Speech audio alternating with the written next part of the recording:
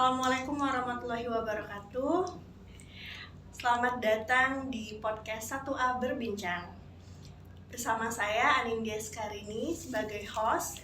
Dan hari ini saya ditemani oleh empat orang teman-teman saya ya, tamu hebat dari CPNS Pemerintah Kota Batam.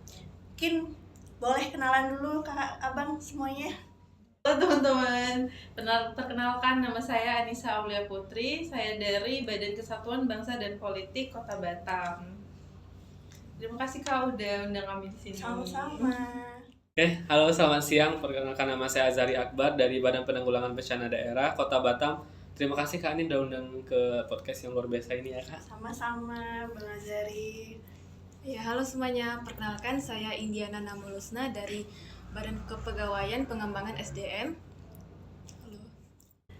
Halo semuanya, perkenalkan nama saya Isneni dari Badan Penanggulangan Bencana Daerah Kota Batam. Terima kasih Kak sudah mengundang kami di sini. Oke, berarti ada Kak Anissa, Bang Azhari, Kak Indi, Bang Isnaini ya.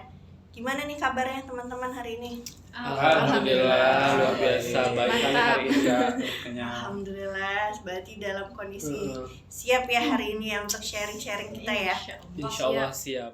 Oke teman-teman, hari ini kita akan ngobrol santai tapi juga penuh makna ya, sesuai judul kita yaitu hidup sehat sebagai perwujudan bela negara gitu. Jadi nanti kita akan kupas nih bagaimana sih hidup sehat atau kebiasaan hidup sehat itu bisa jadi kontribusi besar nih bagi bangsa dan negara gitu ya. Bagi generasi muda banyak hal yang bisa kita lakukan nih sehari-hari sebagai bentuk awal untuk bela negara gitu. Jadi kakak dan abang siap ya untuk diskusi hari ini? Siap. Oke. Mungkin pertanyaan awalnya nih Kak Bang, apa sih yang terlintas ketika mendengar kata bela negara? Oke, kalau dari aku sendiri, biasanya kata bela negara itu kan berkontribusi dengan hal-hal yang keras atau kayak perang atau angkat senjata. Tapi kalau menurut aku, untuk sekarang ini bela negara bukan cuman hanya bisa dilakukan dengan angkat senjata, tapi sebagai generasi muda bisa juga dilakukan dengan kontribusi kita untuk menyiapkan diri agar nantinya apabila kita dibutuhkan untuk membela negara, misalnya ada peperangan, tiba-tiba ada peperangan, kita bisa siap gitu. Jadi bagi generasi muda juga bela negara itu bisa dilakukan dengan hal-hal simpel seperti menjaga kesehatan atau rajin berolahraga gitu sih Kak. Kakaknya mungkin nggak hanya sebatas TNI yang bisa melakukan bela negara, tetapi kita sebagai generasi muda kita juga harus memiliki fisik yang kuat seperti TNI agar suatu saat nanti terjadi perang dunia atau apa, kita dari segi mental atau fisik kita udah siap untuk melangkah ke arah yang kesana seperti itu. Berarti kaitannya maknanya mungkin bukan hanya langsung ke perang atau militer gitu ya, tapi gitu. menyiapkan diri fisik dan Lebih juga ke mental. Ada namanya kemampuan awal bela negara itu. Jadi dari diri kita sendiri kita tuh ada persiapan lah, seperti menjaga fisik kita berolahraga gitu. Kemudian menjaga pola makan dengan sehat, minum teratur dan sebagainya gitu kan. Benar. Tadi di-mention juga tuh menjaga kesehatan fisik dan mental. Kira-kira untuk kan sebagai CPNS nih ya kakak abang gitu ya, yang tugasnya tuh berkaitan langsung sama pemerintah, roda pemerintahan dan negara gitu, apa sih atau gimana sih kiat-kiatnya yang teman-teman lakukan gitu untuk menjaga kesehatan fisik dan mental tadi? Yang pertama itu pasti dari diri awal sendiri tadi yang berolahraga. Kita cari komunitas lah yang mendukung untuk kegiatan berolahraga. Kan banyak tuh zaman sekarang ada padel, terus lari, kemudian banyak komunitas olahraga saat sekarang ini. Kalau saya pribadi sih melihat ya, kayak Kak Indi bilang tadi kan ada komunitas-komunitas itu, komunitas olahraga kayak contohnya saya lihat di Batam ya, kita kan di Batam, ambil contoh di Batam aja itu kayak komunitas-komunitas lari itu banyak loh Kak. Baik yang ada komunitasnya itu yang lebih ke internasionalnya atau yang bukan mereka komunitas lari tapi sekalian berdakwah, itu juga ada Kak. Jadi kita tinggal milih mau masuk kemana nih, kita yang cocok sama diri kita untuk pembekalan kita juga. Kalau saya ya Kak, kalau saya selain dari olahraga lari, tentu juga kita butuh kesehatan jasmani maupun rohani. Rohani di sini tentu kita mengikuti seperti kegiatan-kegiatan keagamaan, tapi kita harus menyaring kegiatan keagamaan tersebut, kegiatan keagamaan yang tidak lari dari ideologi bangsa kita. Jadi kita harus pilih-pilih dan sesuai dengan aturan-aturan yang ada di bangsa kita. Kalau menurut saya sih dengan event-event tadi itu kan udah ada taraf internasional ya. Seperti yang saya bilang tadi kan kita bisa memperkenalkan budaya-budaya. Nah, tugas kita sebagai ASN atau calon ASN yang baru di setiap provinsi atau daerah itu, ketika kita bikin event itu, kayak ada di dinas terkait itu pasti mereka akan melakukan cara-cara mengenalkan budaya mereka di sana gitu. Pasti orang kan penasaran habis event lari itu kan mesti istirahat kan. Di sana kita bikin kayak mungkin kayak pestanya apa, mungkin ada pesta rakyatnya. Jadi orang-orang tuh pasti akan menonton itu akhirnya setelah hari mereka kan langsung pulang biasanya. Sedikit tambahan, selain bisa memperkenalkan budaya-budaya lokal dari event lari itu atau tren-tren lari ini bisa mengharumkan nama bangsa dengan cara mungkin kita ikut event maraton atau event lari di luar. Dengan cara itu orang-orang bisa tahu tuh ada negara Indonesia gitu. Kalau dari saya ya, untuk menumbuhkan cinta tanah air, bisa kita lihat juga dari kearifan lokal kan, ada juga olahraga-olahraga kita, olahraga tradisional seperti pacu jalur, sepak takraw kan. Nah, ini sekarang lagi viral ini Kak, pacu jalur kan di Kuantan Singingi. Nah, itu merupakan olahraga kerjasama untuk mencapai tujuan kan. Jadi di situ butuh kekompakan untuk mencapai tujuan. Tadi kan dari tadi tuh arahnya olahraga ya, kalau kaitannya dengan fisik gitu.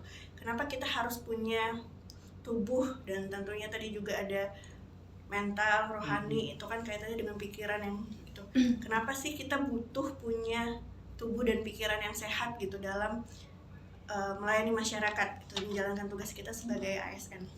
Oke, kalau menurut saya dengan tubuh dan kesehatan fisik maupun mental yang kuat itu akan berimbas kepada optimalnya pelayanan publik yang bisa kita berikan kepada masyarakat. Karena dengan misalnya kita kan calon ASN itu adalah penerus bangsa nantinya, jadi kita harus mempersiapkan tubuh dan juga mental yang kuat agar nantinya birokrasi yang dijalankan itu bisa tertata atau bisa optimal berjalannya. Bisa optimal ininya pelayanannya. Iya, pelayanannya. Gitu ya. Oke. Ya, mungkin tambahannya sih dengan kita udah terbiasa melatih kayak mental, fisik atau apa, kita tuh mungkin jiwa kita kan lebih tenang ketika kita menghadapi suatu masalah atau ada masyarakat yang komplain atau apa, yang biasanya kita tuh ngerasa gusar atau panik, ketika kita udah biasa mengontrol diri kita dengan olahraga ataupun rohani jasmani itu, jadi kita tuh mungkin ketika ada orang komplain atau apa, kita tuh udah bisa lebih tenang menanganinya. Untuk mengontrol emosi itu lebih baik sih menurut saya ketika kita udah bisa menjaga itu semuanya. Mungkin terakhir nih Kak Bang gitu, apa sih yang pengen di share gitu ke teman-teman, terutama untuk generasi muda gitu, kira-kira langkah kecil yang bisa dilakukan mulai hari ini gitu untuk hidup sehat sebagai bentuk bela negara? Ya, kalau dari saya sih mulai dari diri kita sendiri. Seperti kita ke kantor itu jalan kaki, itu kan lumayan sehat tuh. Kemudian juga kita bisa ngajak teman dekat kita sendiri untuk pola hidup sehat. Kemudian juga kita bisa cari-cari nih, sekarang kan zaman digital, jadi kita bisa lah cari gimana sih pola hidup sehat yang gampang gitu di TikTok atau Instagram gitu. Oke. Kalau menurut saya sih sama kayak yang tadi, kita mulai dari diri kita dahulu. Kalau saya pribadi sih, saya mungkin mulai awal olahraga tuh sukanya mungkin di 3 tahun yang lalu saya mulai main tenis, lari, ataupun sekarang saya mulai nge-gym dikit-dikit lah, ikut-ikut teman.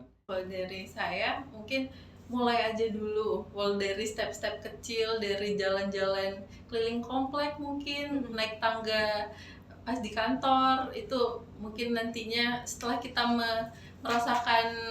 merasakan benefitnya, nantinya bisa jadi gaya hidup. Oke. betul yang disampaikan Kak Caca, menyambung tadi, mulai aja dulu. Kita mulai dari diri kita sendiri, kemudian kita ajak orang-orang terdekat kita untuk hidup pola sehat, kemudian untuk mengkonsumsi makanan sehat. Kita sebagai cinta tanah air, kita harus mengkonsumsi makanan-makanan lokal kita ya. Konsumsi makanan sehat seperti sayur-sayuran dari daerah kita ya, kita utamakan dari daerah kita. Jadi mungkin dari hal-hal kecil itulah yang bisa membuat kita bisa lebih sehat, mungkin lebih maju lagi. Oke, berarti hashtagnya bukan kabur aja dulu, tapi mulai aja dulu gitu ya, untuk menjaga diri kita itu sebagai wujud bela negara gitu. Mungkin bisa nih setelah ini bikin komunitas khusus olahraga CPNS sama teman-teman yang lain ya. Apalagi kita akan difasilitasi sebelah kantor itu bisa alun-alun tempat lari, jalan itu bisa kita gunakan. Pulang kantor langsung ke alun-alun. Iya, bisa nih untuk komunitas olahraga gitu ya, sama teman-teman yang lain gitu. Oke, seru banget ya Kak, Abang, obrolan kita hari ini. Dari awal sampai akhir kita belajar kalau bela negara itu ternyata bukan hanya soal perang atau kaitannya dengan profesi-profesi militer gitu ya, tapi juga bisa dimulai dari hal sederhana, yaitu menjaga diri kita untuk sehat ya, baik secara fisik maupun mental. Sebagai generasi muda yang masih punya banyak peran nantinya, kita punya tanggung jawab besar untuk masa depan Indonesia. Dengan tubuh yang sehat, pikiran yang jernih gitu ya, dan juga semangat, kita bisa berkontribusi nyata bagi bangsa dan negara gitu. Nah, terima kasih banyak Kakak Abang, narasumber dari CPNS Kota Batam, atas sharingnya, diskusi kita hari ini. Semoga apa yang kita bicarakan hari ini bisa memberikan inspirasi buat teman-teman semua untuk mulai aja dulu hidup sehat sebagai wujud cinta tanah air. Oke, saya Anindya Skarini pamit undur diri. Sampai jumpa di episode berikutnya. Assalamualaikum warahmatullahi wabarakatuh. Waalaikumsalam warahmatullahi wabarakatuh.